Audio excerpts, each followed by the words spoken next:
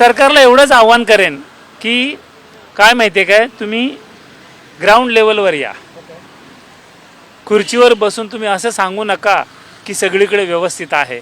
नाही, एकाने सांगितलं, ज्याला कळतं ना, ज्याला त्रास होत नाही तो म्हणतो नाही ओके आहे, सगळीकडे ओके आहे. पण ज्याला खरोखर त्रास होतो ना त्याला कोण विचारायलाच जात नाही की बाबा तुला काय त्रास होतोय.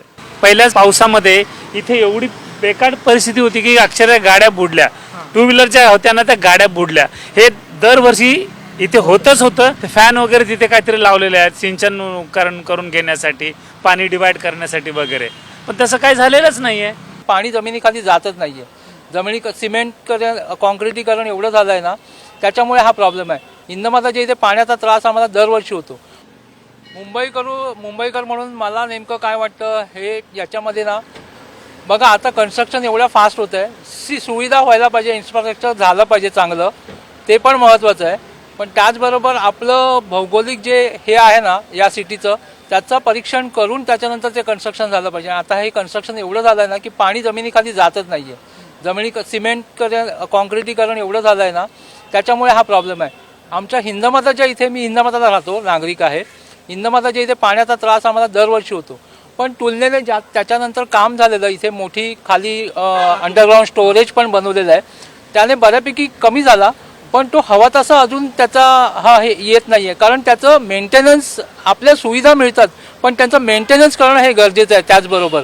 आणि ते होत नसल्यामुळे हे सगळे आपल्याला त्रास जे होतात ना, हा त्याचा प्रॉब्लेम आहे. सरकारमधले अधिकारी म्हणतात, सरकारमधले मंत्री म्हणतात की काम पूर्ण टक्के झालेलं आहे, पूर्ण खर्च देखील होतो. आता वरळीमध्ये एक नवीन उद्घाटन केलं मेट्रोचं, भुयारी मेट्रोचं, ते देखील पाण्याखाली गेलेलं आहे. कुठेतरी नागरिकांचा पैसा हा कुठेतरी पाण्यात होता असं वाटतं का? नागरिकांचा पैसा नागरिकांचा आहे, पण सुविधा पण ते नागरिकांनाच देत आहेत, हे माझं म्हणणं आहे. पण त्या सुविधा मिळताना थोडासा त्रास, आता नवीन हे सगळे प्रकल्प आहेत, तर त्या नवीन प्रकल्प चालू होताना थोड्याशा अडचणींना आपल्याला सामना करावा लागेल.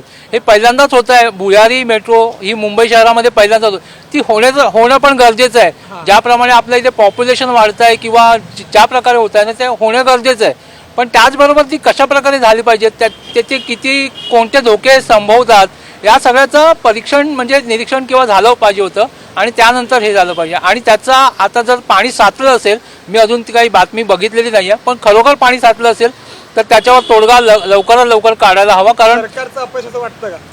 सरकारचं अपयश म्हणू शकत नाही. जे सरकार आपल्याला सुविधा देतं, सरकार तिथे काही बांधायला किंवा कन्स्ट्रक्ट करायला जात नाही.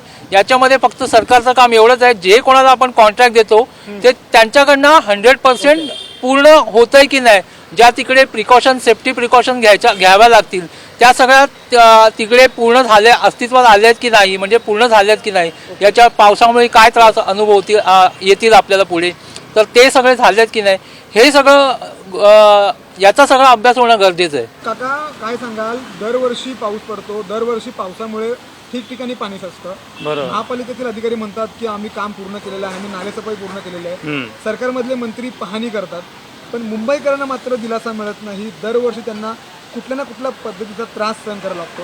आज सकाळी पण या ठिकाणी पाऊस पडला, मोठ्या प्रमाणात पाणी भरलं होतं. तुम्ही एक सामान्य नागरिक म्हणून काय सांगाल?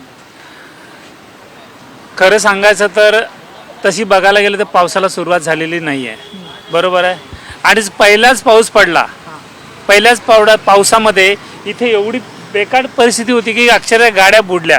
टू व्हीलरच्या होत्या ना त्या गाड्या बुडल्या.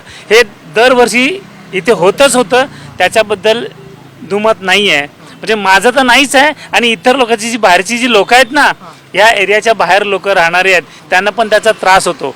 बाहेरची लोक आम्हाला काय सांगतात की तुमच्याकडे पाऊस पडला ना तर आम्हाला फोन करून सांगा, मग आम्ही गाड्या आणायच्या कुठून ते आम्ही तिथूनच ठरवू, अशी परिस्थिती येते. सरकार म्हणतं की आम्ही कामं करतो, आम्ही चांगलं नाळेसफाई करतो, तरी देखील पाणी पडतं. अपयश म्हणावं लागेल सरकारचं अधिकार, साहजिक आहे, अपयश आहे. आता इथे मध्यंतरी काहीतरी योजना आखलेली होती की बाबा इथे पाणी जमलं तर ते लगेच डिस्ट्रॉय करून टाकायचं म्हणून.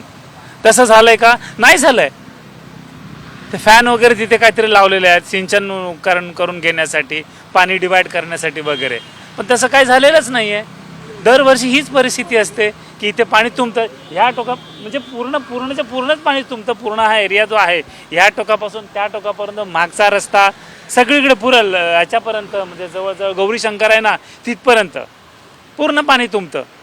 सामान्य माणसाला जायला नको किंवा यायला नको. सरकारला काय आव्हान करा? सरकारला एवढंच आव्हान करेन की काय माहिती आहे काय, तुम्ही ग्राउंड लेवलवर या. खुर्चीवर बसून तुम्ही असं सांगू नका की सगळीकडे व्यवस्थित आहे.